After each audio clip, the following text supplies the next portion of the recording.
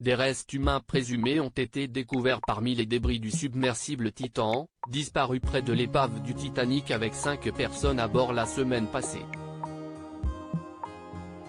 Une information rapportée ce mercredi par les gardes-côtes américains via un communiqué. Les gardes-côtes américains ont annoncé ce mercredi 28 juin via un communiqué que les débris du petit submersible Titan, disparu près de l'épave du Titanic avec 5 personnes à bord la semaine passée, ont été repêchés et ramenés sur Terre.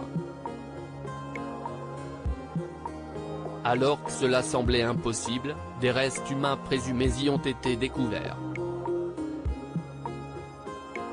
Comme le rapporte Le Parisien, relayant les propos de Jason Neboé qui dirige l'enquête des gardes-côtes en la matière, ces restes recueillis avec soin dans l'épave sur le site de l'accident ainsi que les débris retrouvés, vont être analysés.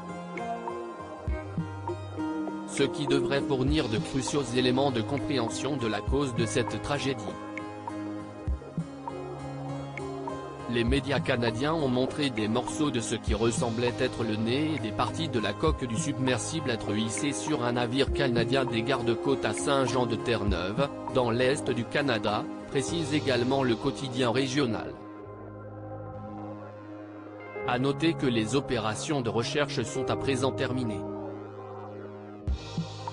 Nous avons terminé notre partie en mer, a déclaré à la AFP le porte-parole de Pelagic Research Service, Jeff Money.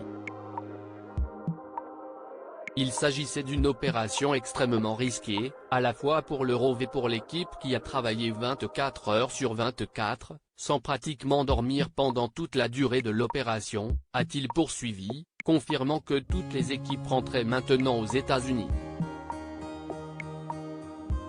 Précisons également que les autorités canadiennes, contactées par l'AFP, ont refusé de commenter la récupération des débris du sous-marin. Les gardes-côtes américains quant à eux n'étaient pas joignables dans l'immédiat.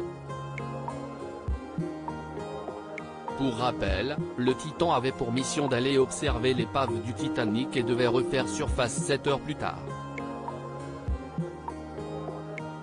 Sauf que le contact avec le sous-marin avait été perdu moins de 2 heures après son départ. 2 enquêtes ont été ouvertes pour déterminer les causes de l'implosion de ce submersible. L'une par le Canada et l'autre par les États-Unis. Jeudi 22 janvier, en fin de journée, on apprenait que les 5 passagers à bord sont morts. Un drame pour les familles.